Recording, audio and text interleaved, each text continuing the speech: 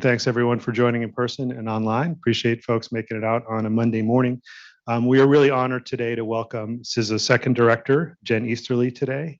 Director Easterly was confirmed almost 2 years ago, July of 2021, and she leads the agency's efforts to understand, manage, and reduce risk to the nation's cyber and physical infrastructure. Prior to coming to CISA, Director Easterly was head of firm resilience at Morgan Stanley, and before that was a special assistant to President Obama and senior director for counterterrorism on the National Security Council. Director Easterly is a graduate of West Point and spent more than 20 years in the Army, during which she twice received the Bronze Star. She also holds a master's degree in philosophy, politics, and economics from the University of Oxford, where she studied as a Rhodes Scholar. Welcome. Thank you for joining us today. Yeah, pleasure to be here. Thanks, Jeff. So in terms of format, we have a few different topics we're going to cover, and we hope to leave some time at the end for questions for folks in the room. When we ask questions, we'll have some mics. Please just identify yourself and who you're with, and then go ahead and ask your question. So again, hard to believe it's been 2 years. Time flies when there's not much going on, I guess. I want to start by talking about one of the topics that you've covered a bunch recently, and that's making products secure by design. In April, CISA, along with FBI, NSA, and several partner nations, released a set of principles and approaches for security by design and default. Can I start with a definitional question of security by design versus security by default and overlap? How do you see the two of them? And also, I guess, where do you see resilience as part of that? Well, first of all, thanks for having me here. It's great to be back at Aspen. So if I could just step back a little bit and kind of set the scene for where that initiative came from, and then we can talk the details on design and default and how we think about resilience's role. So in cybersecurity, you often get asked about how bad is it? You talk about how threat actors are becoming more complex and more dynamic and more sophisticated and more well-resourced, and how the bar is being lowered for cyber criminals. And then you talk about it 6.5 trillion, then 8.5 trillion, then 10.5 trillion in cybercrime damages around the world. And it almost seems like it's just going to get worse and worse and worse. And when we looked at it from our perspective of cyber defenders, we said we need to do something different. Things like public security announcement campaigns, cyber hygiene, they're all really important. But to enable us to get ahead of cyber threat actors, we need to actually take a new approach. And that was about moving upstream, right? So there's stuff you can do to put measures in place to defend your infrastructure, to make yourself safer online. But at the end of the day, the underlying cause for most breaches and most incidents really come back to the technology. And so Eric Goldstein, who's our head of cybersecurity at CISA, and I wrote a foreign affairs article in February where we talked about we need to catalyze a sustainable approach to cybersecurity. And technology product safety was the first big piece of it. And there was the idea of corporate cyber responsibility, where CEOs and boards need to embrace cybersecurity and cyber risk as a matter of good governance. There was the idea of persistent operational collaboration. And then finally, cyber civil defense, which was a term coined by Craig Newmark to talk about the role of society in keeping ourselves safe. So technology product safety. So the thesis is we don't have, as our friend Dmitry Alperovich would say, a North Korea, an Iran, a Russia, a China problem. Those are all problems. But at the end of the day, it's not a cyber problem. It's a technology problem and a culture problem. And it comes down to two basic things. We've essentially normalized the fact that technology comes off the production line full of vulnerabilities and flaws, dozens, hundreds, thousands, and we've accepted that. We've accepted that we have to constantly upgrade our software. Constantly, let's see here. Constantly, is this still working? Constantly patch. And that is just not the way it can be or should be. And secondly, we've accepted that the cybersecurity burden is placed on individuals and small businesses who are least aware of the threat and least capable of defending themselves. And obviously, you saw tones of that in the National Cybersecurity Strategy as well. And so what we want to do is ensure that technology manufacturers, just as auto manufacturers put seatbelts and airbags in cars, that they are building products that are both secure by design, meaning that they are tested, developed, and deployed to reduce the number of flaws that can be exploited by malicious cyber actors. So a good example of what we mean by secure by design is coding using memory safe code. So about 2/3 of software vulnerabilities are what's known as memory unsafety, usually developed with C or C++. And so now actually there's a lot more memory safe code like Rust and Python and Java. And so you can actually start translating and transferring some of this code to be safer. So that's an example of secure by design. Secure by default is it comes out of the box with security features baked in, meaning you don't have to enable multi-factor authentication after the fact. You don't have to harden your infrastructure. You actually need to loosen your infrastructure if you decide you want to be less safe and less secure. And so these are features that are baked in, they come to you, and so you don't even have to think about it. So all of us can continue to take the steps that we need to do to be safe, but really at the end of the day, the idea is all of these things should drive down the number of exploitable flaws in all of our products. And last thing is we put out that product, which we're excited about because we had 6 countries join us along with FBI and NSA. We've been doing great listening sessions with industry who've given us a lot of really good feedback. And we're going to put out additional products on it to help people understand at the end of the day what they should be asking for in terms of taking products that are both secure by design and secure by default. So I'm going to pick up a little bit on the cyber civil defense a bit later in the context of election security, but within this realm, are there things that the government or civil society can do to help educate the end user to either demand more secure products or to be more secure by default? Like, what is this? Is the good result for the end user the dog that didn't bark? You just don't see bad activity and things are running smoothly? Yeah. It's interesting you say that, the dog that didn't bark, because this is a challenge for everybody in security. You know, how do you prove that your return on investment is worth it? And so one of the things that we're very focused on at CISA is ensuring that we have measures of effectiveness that can help us say we are driving down risk. And it's one of the initiatives that we're working on across the agency, but in particular the National Risk Management Center. So the big question, how do we achieve secure by design, secure by default? This is not an easy thing. We are dealing with decades of misaligned incentives, and you can go back to the putative birth of the internet. If you say 1983, when TCP/IP was implemented to allow computers to talk to each other. Well, back then, the internet, we know, was never created with security in mind. You know, famously, Dan Kaminsky, the late pioneer security researcher, famously said the internet was never designed with security. The internet was designed to move pictures of cats, and it's very good at moving pictures of cats. But you had an internet that is now full of viruses. You have software that is full of flaws. You had the era of move fast and break things with social media, which is arguably full of disinformation and misinformation. And so it's really been decades and decades of companies putting speed to market and features over safety and security. And so what we want to do is essentially be able to send market signals, because that's what's been missing, a clear signal so that consumers know what to ask for. And that's the conversation that we're starting. Consumers need to know, and it's one of the great initiatives that you led, Jeff, when you were at the NSC, for example, like security labeling. So I can look at a product and tell how secure it is before I buy that Internet of Things product. And so really one of the principles that we put out in our approaches to secure by design was radical transparency. And so we're calling for companies to actually put out information about how secure their products are. Does it come with multi-factor authentication? What is it? What's their roadmap to memory safe code?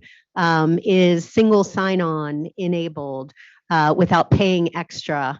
So all these things that consumers typically sort of think are kind of magic and they just assume things and then they sign their agreement to accept liability, which essentially is what you do when you turn on a device. We're really trying to make sure that it's more educated consumers, and the government can, of course, have a big role. The government can also have a big role, as you well know, because of purchasing power. And so the EO 14028 that you helped to write when you were at the NSC talks a lot about how you can use the government's purchasing power to drive vendors to create safer products and to ensure that you have standards built in. And we're going through the federal acquisition regulations process, which is very Byzantine and very bureaucratic, but hopefully we'll get there. And that will help, I think, drive a good portion of the market to start creating products that come with less and less vulnerabilities. From the end user's perspective, do you have in mind any good resources that they can go to today to understand how do I make an informed security decision? I mean, I think the quote that I think you said in February that I loved was, companies are incentivized to create features and lower costs, but not create safe technology. That has to stop. And you talked about the market forces. What are some of the resources that folks online could go to today while they're watching this? So I would ask folks to go to our website. It's CISA.gov/secure by design, and you can see the product that we put out, which is principles and approaches to technology that is secure by design, secure by default. Arguably, it is technical. But for those of you who are part of the technical community, part of the cybersecurity community, we would love for you to take a look at it and to provide us feedback. We are continuing to refine it. And what I hope to get to, what I've asked the team to look at, is almost the Hall of Fame. So we had, what are the 5 to 10 things that consumers can actually look at to say this product is secure by design, secure by default. So it's much easier. It's a little bit like the labeling piece, right? And so what we're trying to do is get to a place where you have really educated consumers so they know what to ask for, and that helps to drive the market. But it starts with, at the end of the day, the type of principles that we're putting out. And, Jeff, I'm under no illusion that this is going to be done next year or the year after. I am encouraged by the fact that the big technology companies, we're having very good and productive meetings with them because, we want to assume that these companies do actually care about the safety and security of their consumers. Again, there just has not been a clear market signal. But one of the things in the article was we talk about unsafe at any CPU speed. And that, of course, came from Ralph Nader's famous book from 1965 called Unsafe at Any Speed. And that was when you had car crashes and everybody blamed it on bad drivers. And so it took from 1965 to, I think, around 1983 before you had legislation that mandated seatbelts. Many of us grew up in an era where we didn't have any of that. And so it will take a while to actually make these changes. I'm hopeful that we can do it faster than we did with seatbelt and car safety legislation. Yeah, I remember my parents adding seatbelts as an option in a car they bought in the 70s. Exactly. I'm going to switch gears and talk a little bit now about election security. We are 6 or 7 months from the first primaries. Hard to believe we got here. Can you give us an overview on your preparations, on your work with the state and locals? Is it now a steady state constant effort, or do you ramp it up as we get toward an election? Yeah, so thanks for asking the question. CISA's mission is to reduce risks to the cyber and physical infrastructure that Americans rely on every day, but the election infrastructure security mission is hugely important, just given that democracy is the elections are the bedrock of democracy, and so hugely important. In particular, for me as a somebody who spent 21 years in uniform. So at the end of the day, what we do at CISA is to ensure that state and local election officials who are responsible for managing and administering and running elections have the resources that they need to keep their election infrastructure safe and secure so that the American people can have confidence in the integrity and resilience of election infrastructure. So election infrastructure was not critical infrastructure until 2017, when former Secretary of Homeland Security Jay Johnson designated it as part of critical infrastructure. And at that point in time, CISA was made what's called the Sector Risk Management Agency for election infrastructure. Now, it's interesting because back then, Chris Krebs, who was, of course, it was NPPD then before it became CISA, and then Matt Masterson, who was the senior election security lead, they faced enormous pushback from state and local election officials who really did not want the federal government involved in any way in elections. And to Chris and Matt and the team's credit, they created incredible relationships with secretaries of state, chief election officials, state election directors, so that when I came in the summer of 21, I inherited a lot of goodwill between the election community and the federal government. I think fundamentally because they understood that we were only there truly to help. We were there to provide resources for physical security, for cybersecurity, for insider threats, for the full range of threats that are out there. And so we, since that period of time, I think arguably, Jeff, to your question, we've been working on elections. There are elections happening at all times. And so it's never a start from here type approach. But obviously for 2024, we have started working with some of the new election officials because there's been a turnover over the past couple years. So we're in the process of making sure that election officials across the country understand the vast amount of resources that we bring as a federal government, the type of information sharing that goes on from entities like us, as well as the EI, the Election Infrastructure Information Sharing Analysis Center. And the other great thing is there's now a vibrant community of private sector folks that we stood up through the Joint Cyber Defense Collaborative, where there are resources for some of these election offices at the local level that are not well resourced. We talk about these as target-rich, cyber-poor entities that frankly get targeted a lot, but don't necessarily have the resources to defend themselves. And so we are working very, very, very hard to ensure that all of the officials have what they need to make elections secure and safe in 2024. You mentioned CISA's physical security mission, which I think often gets less coverage. And we were speaking before how 12, 13 years ago, when the Hill was conceiving a CISA-like entity, the concern was that no one would pay attention to cyber if it was joined with physical. I think we're a bit at the opposite end of the spectrum. But in 2022, physical security of actual election workers was a big issue going into the election. Do you see that at the same level? And how do you balance the resource demands of that physical security need with the cyber, with these are state run, the government's not going to step in and run the federal government step in and run the elections for the states? Yeah. It's a great question. I'll step back a little bit. So we were stood up in 2018, and frankly, I don't think we would have been stood up as an operational agency if not for the cybersecurity mission. So the idea was stand us up as America's civilian cyber defense agency, but we also play a role as the national coordinator for critical infrastructure security and resilience. And that includes physical security. And so part of CISA does things like the Office of Bombing Prevention, school safety, chemical security. And so these are not the ones that are sort of make the headlines, but they're critical, particularly to our stakeholders around the country, and in particular to election officials, where we work with them in the run-up to the midterms to ensure that they both had the ability to have physical security assessments on things like polling places, but also to do training on de-escalation. So we had the power of hello and how to deal with potentially inflammatory situations of people coming into a polling place or an election site. I was frankly I was less worried for the midterms, which huge credit to election officials, I think went about as well as they could have gone. I was most worried about physical threats, as you alluded to, Jeff, about an active shooter at a polling place. I mean, certainly ransomware on election site infrastructure was also a big concern. But now we're not able to say we're going to focus more on one or the other, right? From 2017 to 2020, I think arguably the focus was much more on cybersecurity.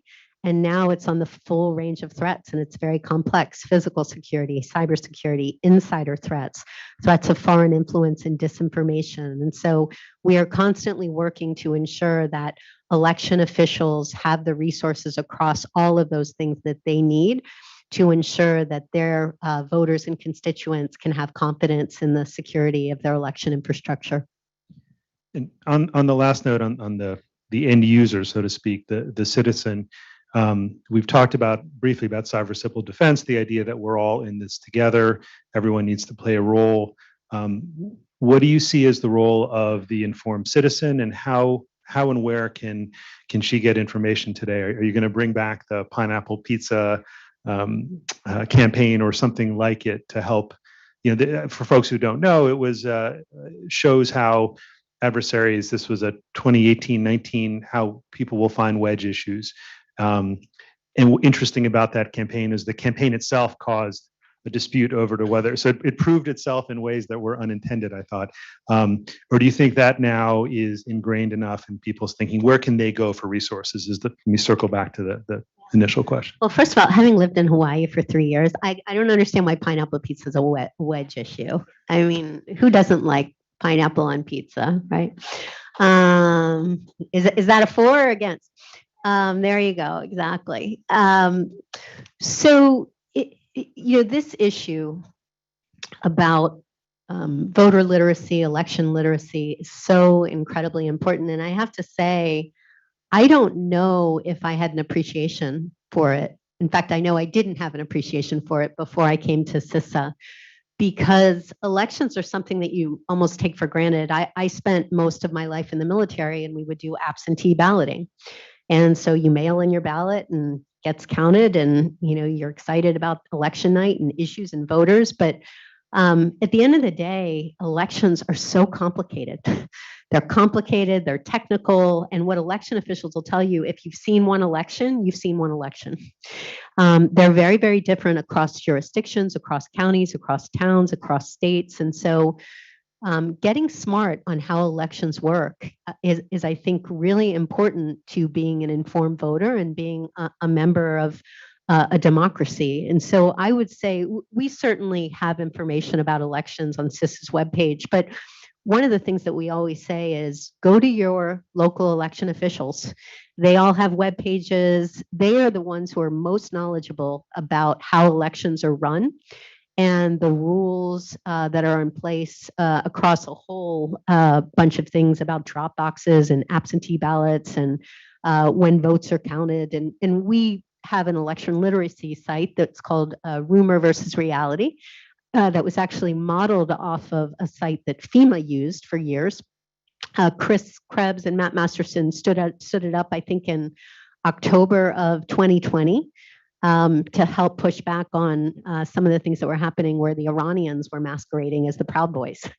And so we have used that site to help people understand some of the myths that are out there, some that are being proliferated by our foreign adversaries, but these have now been taken up by state and local, and so you can go to your webpage and become an informed voter. The other, say 2 other quick things, think about volunteering, think about being a poll worker, think about working at elections.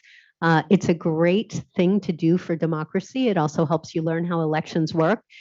And the other thing that I have become really focused on whenever I'm around election officials is saying thank you and showing that gratitude. In the military, when you're in uniform, people always say thank you for your service. But I will tell you, election officials who are working incredibly hard on the front lines of democracy, some of them are dealing with threats and harassment, which I think is absolutely horrific, but they're doing this at very little pay because it's the right thing to do for the nation. They absolutely deserve our respect and our gratitude. So make sure when you go to the polling place, you thank the folks who are there helping elections happen. Yeah, that last point is essential. I think the average age of the poll worker continues to climb, and it's going to be hard to backfill if people are worried for their personal safety. I want to pivot from election critical infrastructure to talk more broadly about critical infrastructure.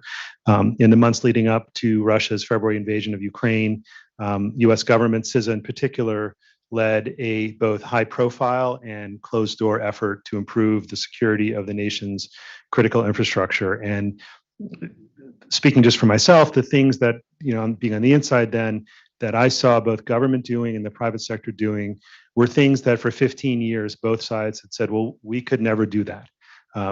So a couple of questions about that, but the first is, have you been able to turn that type of relationship into more of a steady state so that we can make those engagements, share information, see the private sector taking security steps, not just when there's an emergent threat? It's one of the things that I'm most proud of the team, but I'm also really grateful to the intelligence community. You know, I grew up as a military intelligence officer and was at NSA for many years. And what the intelligence community under the leadership of Avril Haines did to be able to take very classified intel and get it so that we could share it with the private sector was just incredibly important. And I think a great model for what we need to do to ensure that while we're still protecting the sources and methods of our most exquisite intel, we're getting it to people who need it so that they can use it to reduce risk to our nation. And so, you know, in the late fall of 2021, the intel community came to us to tell about signs of potential invasion. And very quickly on, we realized that what we needed to do was to figure out how to inform critical infrastructure so that they could both understand the threat as well as do something about it. So not only tell them what the threat was, but actually give them best practices that they could urgently implement so again, they could mitigate risk to the nation. And was our Shields Up campaign. And it started with briefings to all of the sectors at varying levels of classification, arm in arm with the sector risk management agencies, so Treasury and Energy and HHS and everybody across the board, so that folks really understood what the potential threat was from malicious Russian cyber activity and retaliation for anything the US might impose in the wake of an invasion. And I do think that is a really good model going forward in that we understand that we need as a government to be value added to the private sector. For years and years, we talked about public-private partnership, and I saw this, frankly, from Morgan Stanley, had become a little hackneyed. And government was not acting as cohesively as it should have been. So one of the things that we really tried to do was to bring together the federal government, and in particular, the federal cyber ecosystem, NSA, FBI, CISA, Cybercom, the sector risk management agencies, to be able to operate on one platform. We stood it up based on new authorities that the Congress gave us coming out of a great idea from the Cyberspace Solarium Commission. It was the Joint Cyber Planning Office. We called it the Joint Cyber Defense Collaborative. And essentially, that was the platform we used to reach out to the private sector and to talk through the threat and what actions needed to be taken. We actually created a Ukraine tensions plan.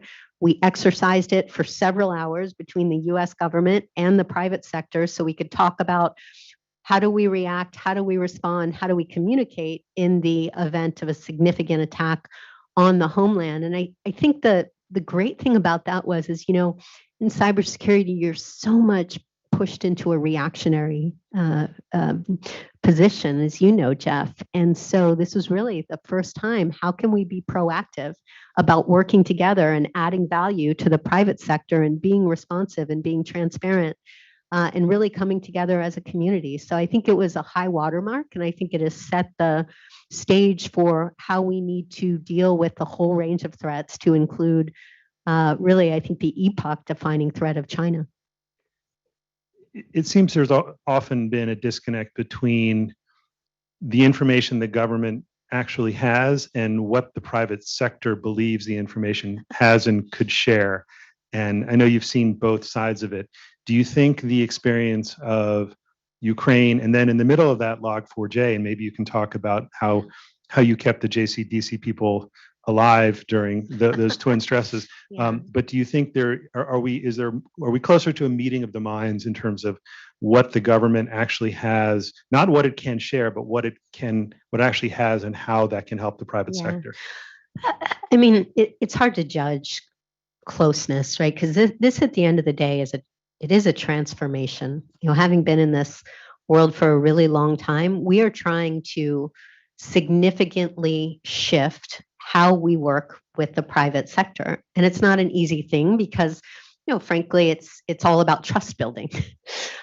You have to believe that the government is going to be transparent, is going to be responsive, is going to be value added. And so we talked a little bit about this in our article in Foreign Affairs, this idea of persistent operational collaboration.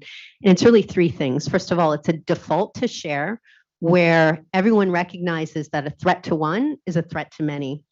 It's a co-equal partnership between the government and the private sector, where there's reciprocal expectations of transparency and value added and responsiveness, and where industry does not have to fear punitive sanction if they share information about an incident. And then third, making the interaction and engagement between government and industry as frictionless as possible, so that you are on shared platforms, you are able to have analytics that can be shared among the entities that can help you understand the threat, put the dots together, and drive down risk to the nation.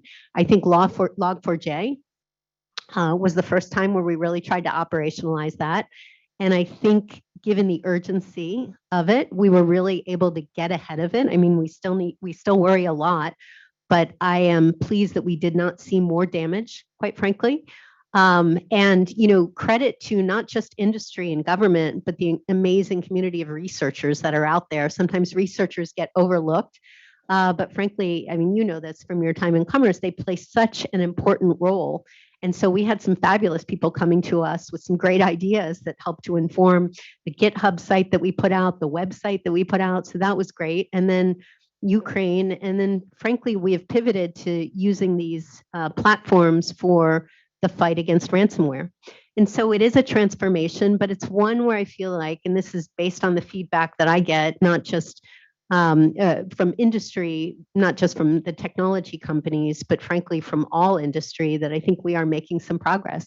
But it is something that we will continue to work at, and we have to approach it, to be honest, with humility.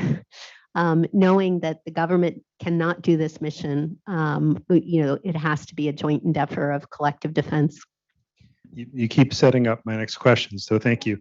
I want to stick on critical infrastructure, but you talked about China and the partnership. I want to talk a bit about a recent Microsoft report on a campaign, a group they called Volt Typhoon. For those unfamiliar, Microsoft described this as a stealthy and targeted set of malicious activity aimed at critical infrastructure organizations across the US. Now, CISA put out a joint advisory with FBI, NSA, all of our Five Eyes partners. And I believe you attributed to the PRC, or were you noting that Microsoft had attributed? I didn't mean to put you on the spot. I think it said PRC. Okay. Yeah, I mean, certainly PRC actors have been in the spotlight for years and years. I think the key difference here was PRC actors the focus has been espionage. We talked about decades of intellectual property theft and the greatest transfer of intellectual wealth in history. But what we are starting to see, and this was captured in the IC's annual threat assessment, was targeting that is less about espionage and more about disruption and destruction. I think you only have to read the annual threat assessment, the page on China Cyber, where it says that in the event of a conflict, which anybody who's been studying what's been happening under the leadership of President Xi, in the event of a conflict, China will almost certainly use aggressive cyber operations to go after our critical infrastructure, to include pipelines and rail lines, to delay military deployment, and to induce societal panic. And so this, I think, is the real threat that we need to be prepared for and to focus on and to build resilience against. And that's why the product was very focused on the things that we need to do to deal with the specific tactic of what's called living off the land, which is essentially threat actors using the native processes of your computers to be able to get a foothold. And so that's important. But at the end of the day, it's all of the things that we need to be doing from a cybersecurity perspective. And then more broadly, I think given the formidable nature of the threat from Chinese state actors, given the size of their capability, given how much resources and effort they're putting into it, I think it's going to be very, very difficult for us to prevent disruptions from happening, which comes down to resilience. We as an American people need to understand not just cyber resilience, but the imperative of operational resilience and the importance of societal resilience. A great example is just look at Ukraine.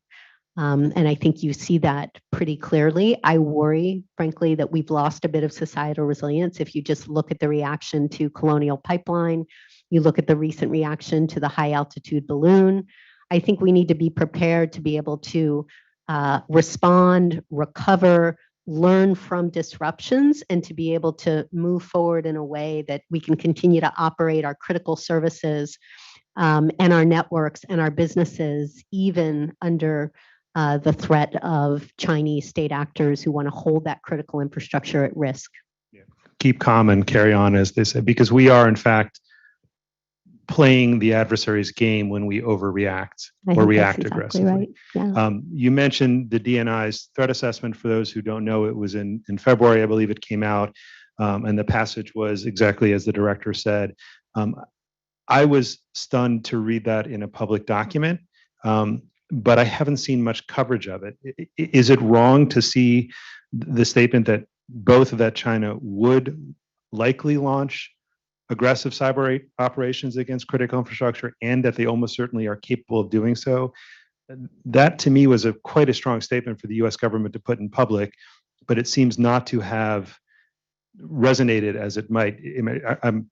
I guess I'm asking, do you see that as a sea change in the way we're publicly discussing the China issue? Well, I was really pleased to see it because, frankly, I think it's really important that businesses of all sizes, the American people, the technology producers who we're working with to ensure that our software and our technology is as secure as possible, take note of that. I mean, I think the issue, we live in a world, Jeff, where it's become news of the day.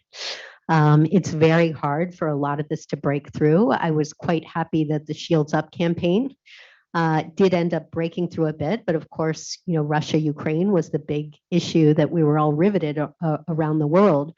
I think that this is the most important issue for anybody who runs or operates critical infrastructure, is that we need to be prepared for disruptive attacks. Now, I hope that doesn't happen.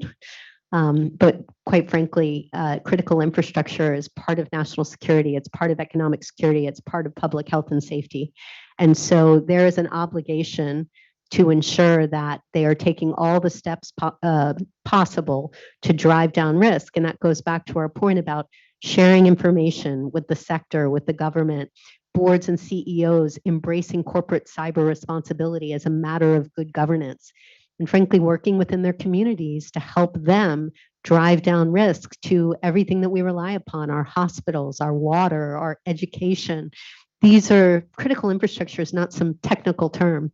It's everything that we rely upon to run our daily lives. And it's up to all of us to take note of situations like that and to ensure that we're doing everything we can to mitigate risk.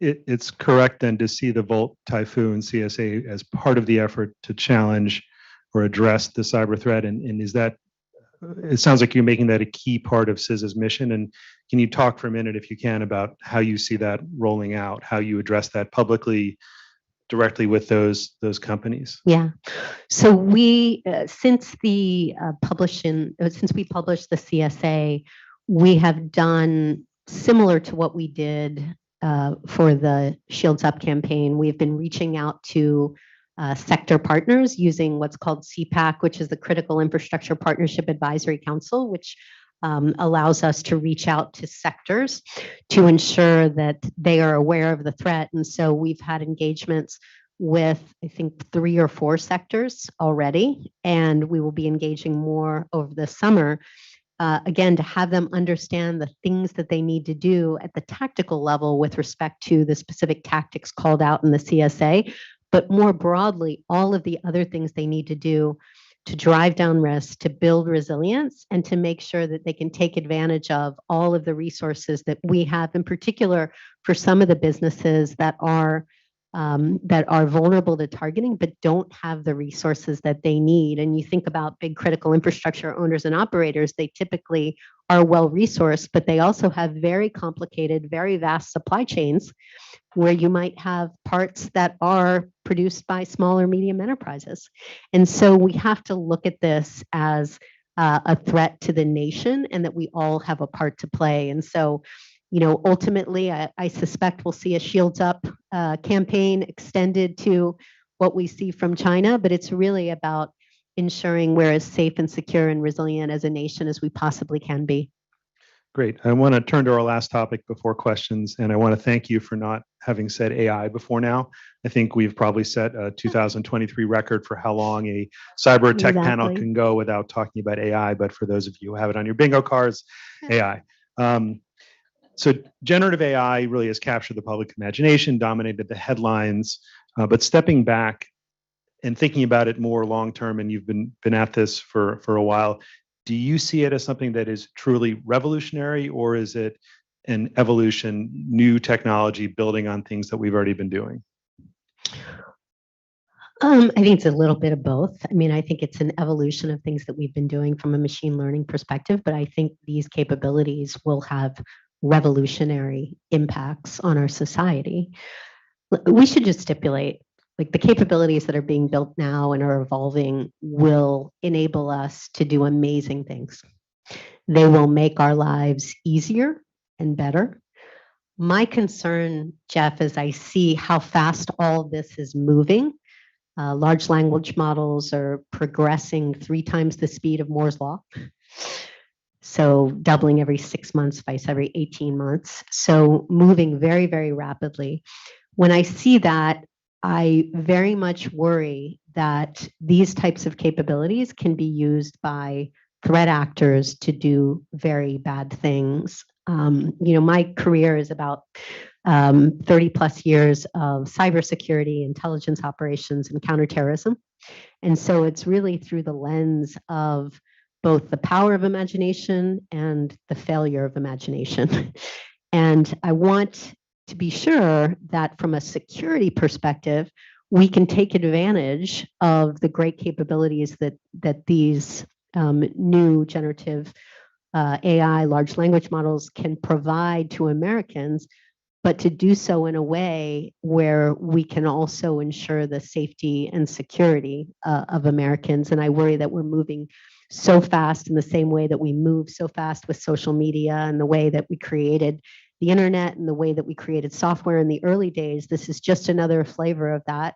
We're moving fast, we're breaking things, and I worry about the downsides of that. If you even look at the statement from 350 experts on AI, they talked about the importance of mitigating risk from extinction and the need to make that a global priority. Those were just 22 words that said nothing more.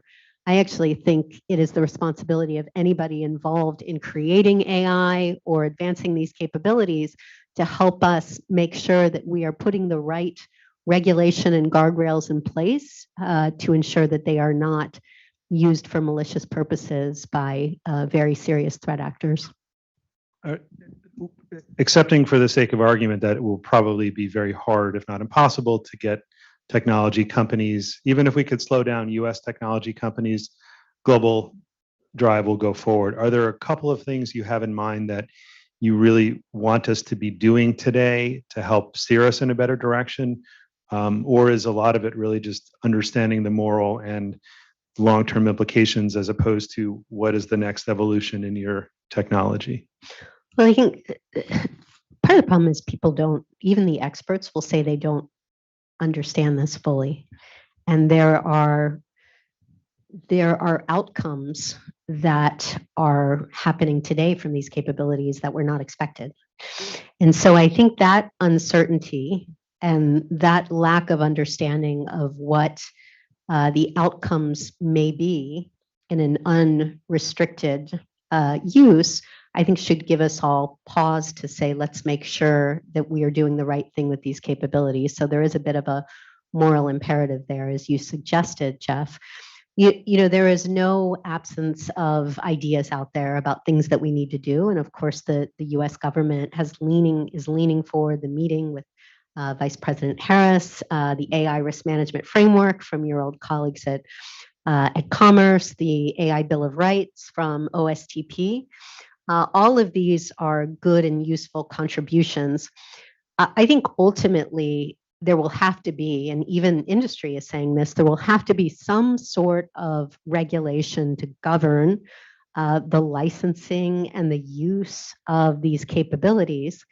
The issue is creating regulation is very bureaucratic, takes a very long time. And so I think there needs to be some self-regulation in the interim until we can come together and ensure that we have the right type of regulation in place that's going to allow these capabilities to be developed for good, not to crush innovation, but make sure that we are protected in America and across the world. So people are talking about the AI, the equivalent of a world AI agency under the UN, similar to the one that was created for nuclear weapons. There is the EU AI Act, which I know industry here in the US has significant issues with. But frankly, if you look at the EU AI Act, I don't think it's that different from the AI risk management framework, except it has teeth to it.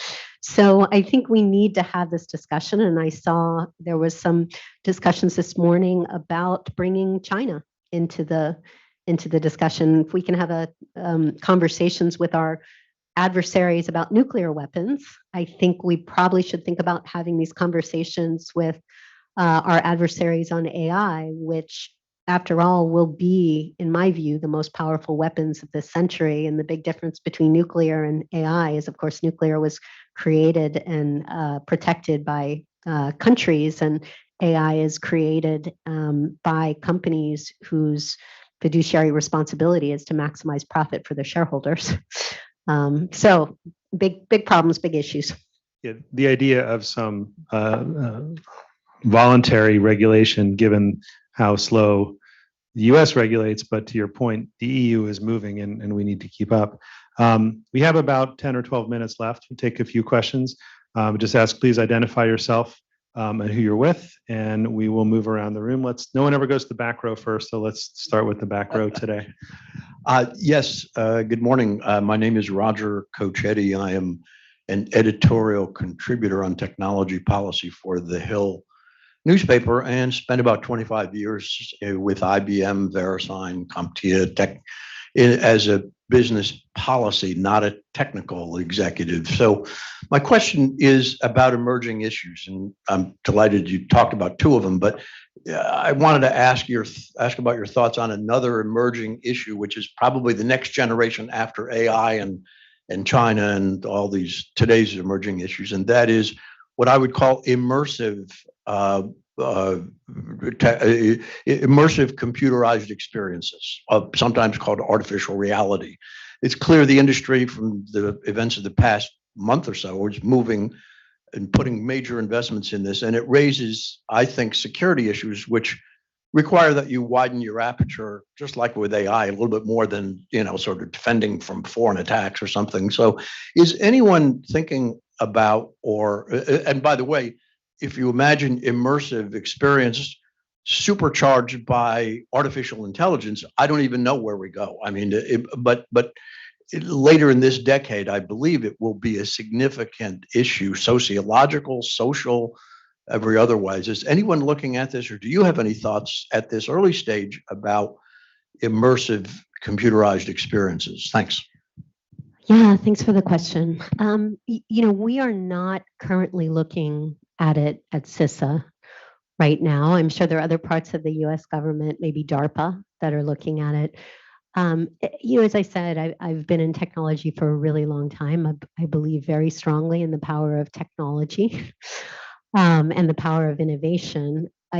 I think it is a responsibility of leaders, though, to also understand that as we have these incredibly powerful technologies, not to suffer yet another failure of imagination. And so as you think about the evolution of information technology, as I talked about with the internet and software and social media, and now the direction we're going on with AI, and ultimately with as you talked about AR, VR, I think we have to keep security. It's the same principle of security by design. We need to build in security and safety by design to ensure that we are able to keep the American public safe. Right. Let's go to the front row here real quick. We'll go to the back, the left. Good morning. I'm Mark Raimondi from the Silverado Policy Accelerator. Thank you, Vivian, Jeff, for putting on another great event, and Director from coming. About a month ago, I was at MIT with about 150 people.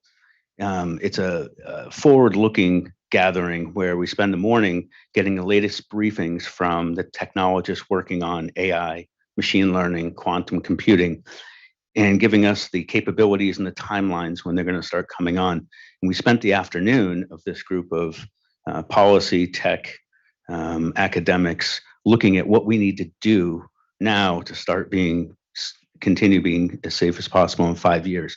NIST and CISA got very high marks for putting out guidance. I believe you call post-quantum computing, where it gives a road, kind of a path for companies to start. And it said it's going to be the most challenging and timely and costly transition. Nobody seemed to think there was a lot of companies getting high marks for actually following that guidance right now, or having those discussions with the C-suite, the boards, et cetera. So in your list of endless concerns, where does that fit? Thank you. Yeah, thanks for raising it. Usually you have quantum come up before, so it is another good example, Mark, of where the government has come together to try and be as proactive as we possibly can be in addressing a complicated, longer, not long, 50 years, but probably about a decade, that can have very, very serious consequences for the safety of our critical infrastructure. And so we've been working closely, as you said, with NIST, with NSA. We have a post-quantum initiative for how to transition critical infrastructure to make sure that systems are safe and secure. To Jeff's earlier point, we are engaging with critical infrastructure. We are making sure that they understand the implications of this. But a lot of the challenge that we have, as you well know from your time in government, is how to communicate around these very technical and complicated issues so that they land with the business community. Right? Because at the end of the day, cybersecurity, the transition to post-quantum, are cost centers. And how you turn that into something where business leaders really understand their responsibility in protecting the nation is one of the things that we're really trying to focus on when we talk to CEOs and when we arm CISOs and CIOs with the ability to talk to their CEOs in business terms about what they need to do to keep their businesses safe. I mean, folks should read that Principles and Approaches to Secure by Design, because the top 3 principles there we put in business leader speak. They're not in nerd speak. It's about technology companies need to own the security outcomes for their customers. We need to all call for radical transparency. And business leaders need to recognize their role in keeping America safe by driving down risk to their infrastructure. And so at the end of the day, I think being able to put this in as clear terms as possible for those who own the budgets, and you as a communicator can probably help with this, as well as Dimitri, can help us with that, because I think it's part of the challenge. Yeah. Post-quantum crypto is not the sexiest topic It's not. to raise. Yeah. Other questions? Was there one over here? Sophia, if we could bring a mic up. Hi, Christian Vasquez from Cyberscoop. I was wondering if you can give us an update on systemically important entities and how CISA is really thinking about prioritization, I never say that word the first time, prioritization around critical infrastructure, especially as the grid becomes more complex, digitization, interconnectivity, manufacturing, all that jazz. Like, how are you thinking about that? Yeah. So as you probably know, this was an idea that was incubated by the Cyberspace Solarium Commission. They called it the Systemically Important Critical Infrastructure. We've been working for the past year and a half on systemically important entities. And we've been working it as an initiative through the FSLC, the Federal Senior Leadership Council, which we rejuvenated over the last year in November of last year to ensure that we could really effectively do the role that Congress asked us to do, which was to coordinate the national effort for critical infrastructure resilience and security. And so while we serve as 8 SRMAs, 8 SRMA for 8 sectors and 1 subsector, we also importantly play this national coordinator role. And so we're in the process of creating those lists, and I think it'll probably be less than 500 entities, and working it through with both the SRMAs as well as with industry. So we have a list where there is a certain level of comfort that these are the most important entities for national security, for economic security, and for public health and safety. I do not expect this list to be delivered as the holy grail. I expect it to be iterative, quite frankly, and I expect that it will evolve as we are able to exercise it. Because I think really understanding, as you alluded to, Christian, the interconnectivity. So you have defense critical infrastructure, for example, but a lot of that is dependent upon civilian water, or there may be civilian hospitals. And so it's that interconnectivity that I think has been the big focus area, the thing that's taking us the longest to make sure that we can get that in a space where you can really understand cascading impacts to an event that happens to critical infrastructure. And this is all hazards. It's not just cyber. It's physical threats. It's threats of terrorism. It's threats of weather events. And so we want to make sure that the first issuance of this list lands well, really as a platform for talking about how we can address the most serious threats to the nation. We have time for one last question, if we can keep it very quick.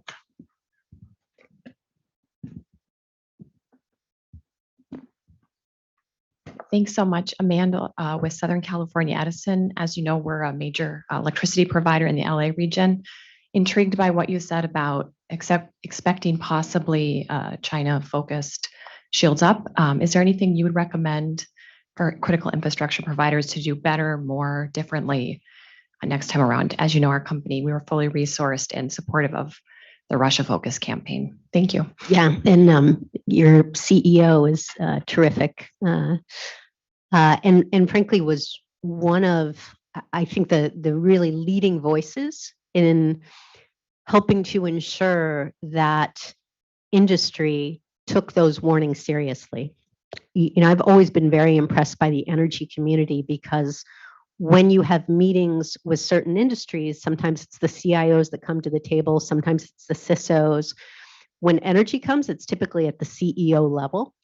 And I saw a huge influence wave coming out of that was really, really helpful for other sectors.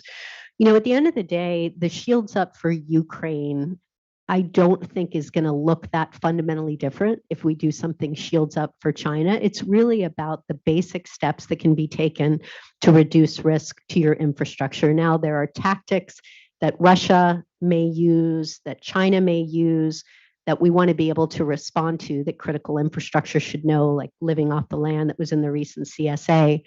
But all of the other things, the steps that need to be taken more broadly, whether it's for small business moving to the cloud, whether it's implementation of enterprise multi-factor authentication, whether it's the implementation of zero trust architecture, all of these things are generalized across the space. And so I suspect it will be more of that. But what we want to do, to the earlier point about, this statement that was in the annual threat assessment that was actually so glaring that didn't sort of land in a big way, we want to bring greater attention to that. And so we're excited to partner across all sectors to help us make sure that the American people, and then businesses large and small, understand the imperative of what we need to do to keep the nation safe. Thanks. Director Easterly, thank you again for taking the time out of your day to join us, and hopefully we can do something similar in the future. Awesome. Thank you. Thanks so much, Jeff.